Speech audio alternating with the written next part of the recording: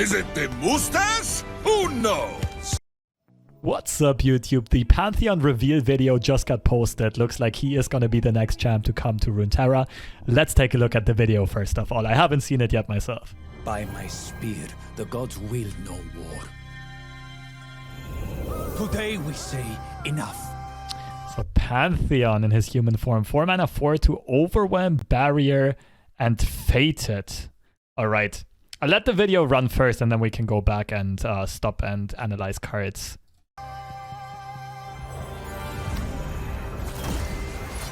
Is this the face of fear? This one we already know.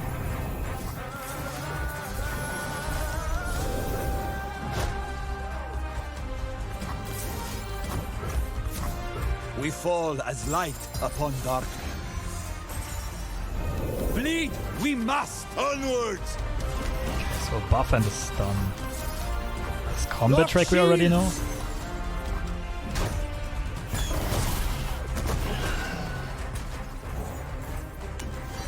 The power of the immortal sun. Immortality is a lie. This I know. Don't worry. The voice line I still. am here. All must die. Do not stand against me. Low speed, ground plus 2/2.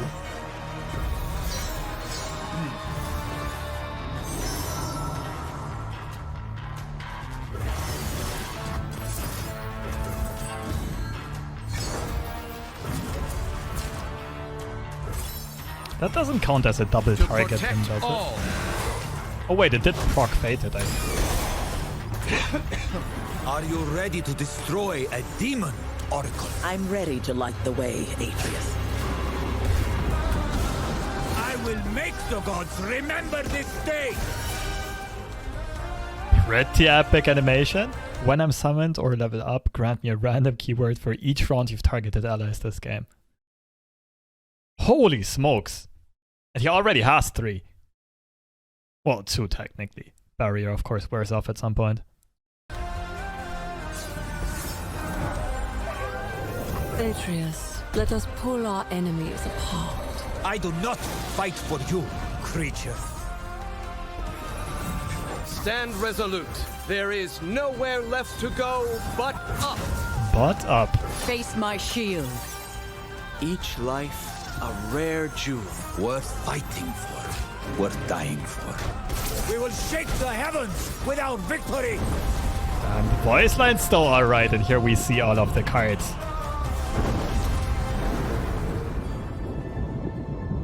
Okay.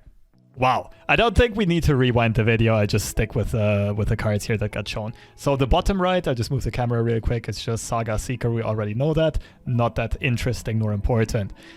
Let's look at the new cards. So Pantheon has a 4 mana 4 to overwhelm, barrier, fated. Of course, at first sight understated.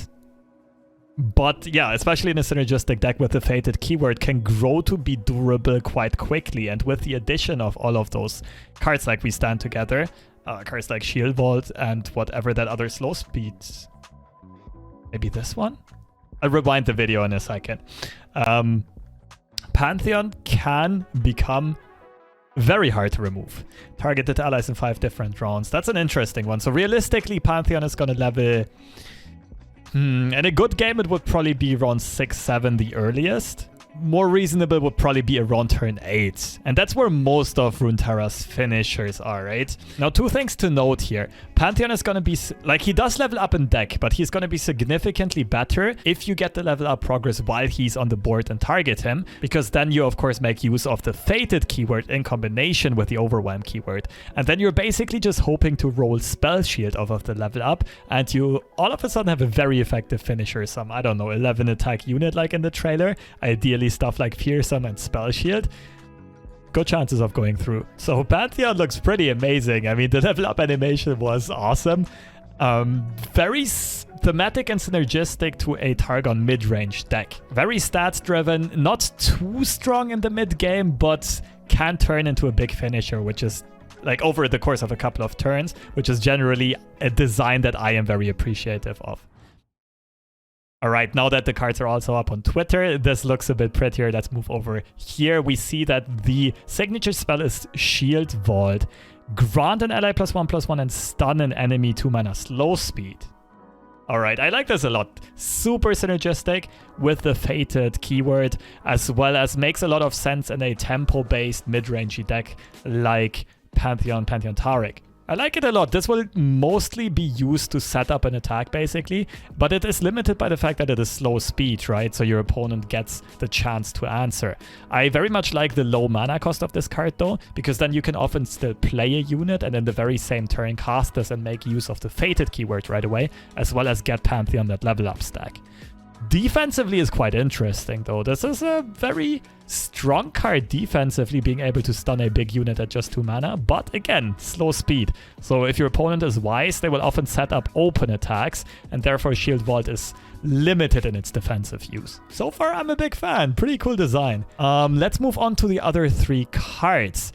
Camp for the Doubt. So that was the one that we saw in the video. 6 mana 5/4. When I'm summoned, if you've targeted ally 6+ times this game, grant me Spell Shield, Overwhelm, and Challenger. Kek W, an epic card, first of all. This does not look super strong at first sight. I mean, without the effect, playing a 6 mana 5/4 is usually just backbreaking. With the effect, it's not an effective finisher. You need a high deck building cost to get there. The earliest you'll realistically get this done is going to be turn 7, 8, 9-ish. And it's not going to be super consistent. And I don't know, it's understated. It needs a keyword like Fated. Like, this is not sufficient of a finisher. I can't really imagine this card seeing a lot of play. Moving on. Freed Colossus, 5 mana 4/5. When I'm summoned or attack, create a gem in hand. Looks like an okay card, to be honest. This is basically just a low-budget Targon version of Lecturing Yordle, being 1 mana more expensive with the only advantage of having 1 more attack. Of course, makes this look worse than Lecturing Yordle, but it could still be playable. The big benefit here is that gems should be super synergistic in the decks that you want to play this in. And the gems are permanent, so you can elect when to use them, opposed to Lecturing Yordle, of course. Nonetheless, the card, yeah, it looks alright, but not crazy good. I am worried that you'll often want to have gems before turn 5 already, and therefore the effect just kind of comes into play too late. But it's still a neat addition to Taric decks, for example.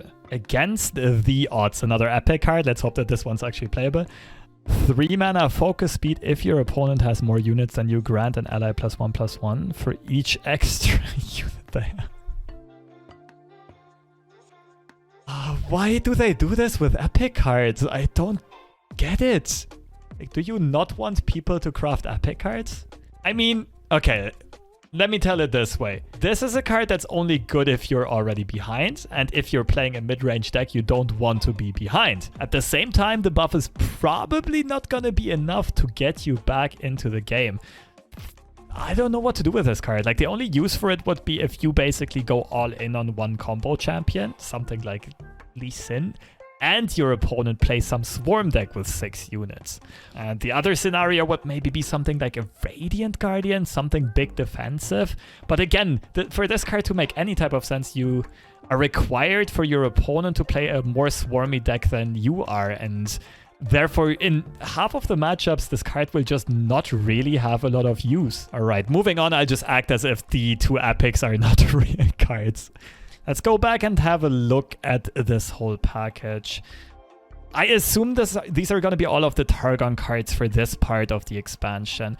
A lot of people are expecting Yuumi to come in the final part of the expansion, which is going to be 2 months later. But for now, let's assume this is everything Targon gets for the mid-range package, basically. And I do really like what Riot is trying to do here, is that they're basically trying to make Targon into not solely a control region, but also giving it a lot more tempo-oriented options. Probably also pretty healthy for the game, because we all remember those gruesome Targon mirrors way back in the days. Little fun fact, I actually played a tournament game once that lasted 1.5 hours. The commentators did not like it at all. So what are some ideas that come to mind? Of course, Taric Pantheon is going to be the obvious one, and any type of gem package. Of course, at the current state, Pantheon Poppy could definitely be a thing. Poppy would also benefit from a lot of protective buffs and so on, generally just swarming with early units.